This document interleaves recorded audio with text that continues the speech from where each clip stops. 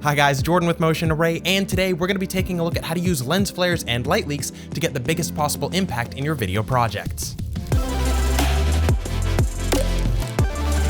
Now quickly, let's just clear up the difference between lens flares and light leaks because some people use these terms interchangeably.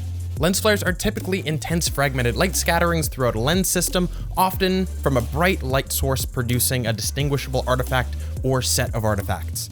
Light leaks, on the other hand, are often softer and much more diffuse scatterings of light representative of sections of film or a camera's sensor being exposed disproportionately compared to other sections. In short, lens flares look more like this, and light leaks look more like this. So all of these examples that we're showing you here have one thing in common. They've had lens flares and light leaks digitally added to them to help enhance their look. So you might be wondering, why would you want to add those elements afterwards in editing instead of just capturing them in camera? Well, if you can capture them in camera, great, go for it. But often it's just a really easy way to enhance your video footage when those elements didn't already exist. But even if you set out to get them in camera, a lot of the times the way you think a flare is going to look when you point your camera at the sun or at a bright light source, it doesn't quite turn out that way. Not to mention, light leaks can be pretty challenging to get unless you're lens whacking with your camera and lens physically detached from each other. Having precision over these things in editing can just help you to get a more pleasing result. Not to mention that if you shoot these elements in camera, it can block you from using certain things in post-production, like most notably digital stabilization. If you've got lens flares in your shot, chances are a program like Premiere's Warp Stabilizer might see it and do this as a result. Gross. Okay, so how do you actually use these elements effectively in your own videos? Well, the first step is to actually have them to begin with. You can actually create these on your own, and we actually already did a video on how you can create your own light leaks. Check out that video if you want, but if you're just looking to quickly pick up some lens flares or light leaks to add into your project, there's a ridiculous amount here at Motion Array, and some of them are even free. Now, here's probably the best part of how digital lens flares and light leaks actually work. They're just normal pieces of footage that you stack on top of your other pieces of footage. So as long as your video editor of choice lets you actually control blending modes, you can use whatever you want. You could use Premiere, you could use Final Cut, you could use Resolve, whatever you want.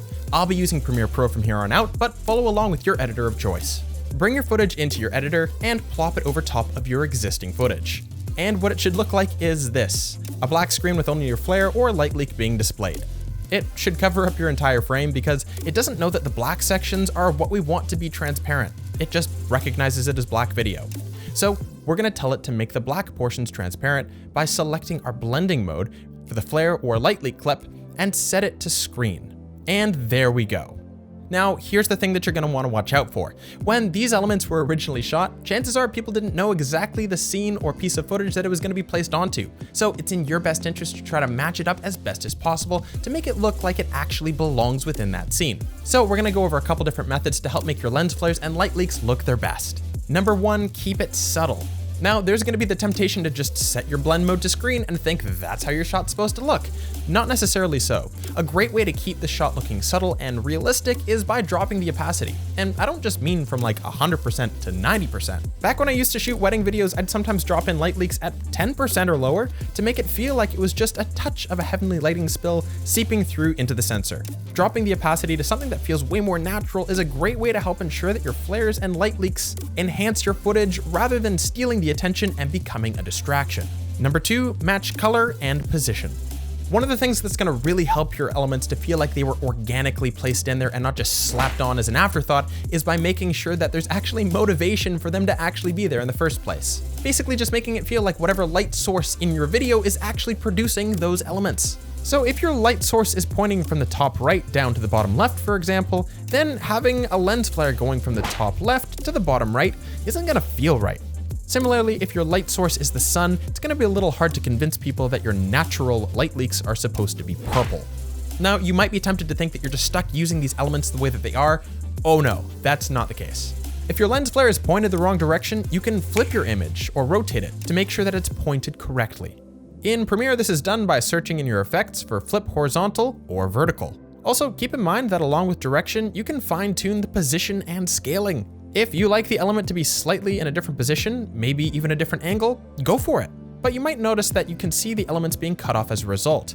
The simple fix to this is just to scale up these elements, which isn't a bad thing to do. In fact, chances are you really won't notice any sort of quality loss or degradation by increasing the scaling unless you're really jacking it up. Color is another one. If your light leaks are purple, but you need them to be a more golden yellow or orange, in Premiere, Final Cut, and DaVinci Resolve, you should be able to find your hue versus hue parameter, and just rotate till you get the color you want. Number 3, match the speed. Depending on which flares or light leaks you use, there's a chance they could end up being played back at a different speed than what your footage would normally display. It looks kind of gross if we have fast light leaks on top of really slow motion clips, right? So a great solution is just to slow it down. Now, you might be concerned that lowering the speed of one of these elements might introduce that low quality stuttering version of slow motion. But by choosing a mode like frame blending or optical flow when slowing down the speed, you can make your light leaks still look pretty buttery smooth even though you're technically pushing the slow motion past its limit. It's also really hard to notice if your elements are really subtle with a low opacity like we mentioned before. The reason this still kind of works is because while frame blending and optical flow can introduce these meshy, warped sections of your footage, that's basically the look and motion that light leaks have to begin with, basically hiding your gross looking mistakes in the actual look of your elements. Number 4, repeat elements when necessary. The last situation that you might find yourself running into is when your elements are much shorter than the footage you want to place them on top of. So by default, it'll either pop in or out of existence in a really gross and obvious way. Here, a really simple fix is just to duplicate your footage so that it's repeating again and again. This will still leave jump cuts in your elements, so there's 2 ways to take it further and seal the deal. First, you can take every other version and reverse the speed so that it's playing backwards.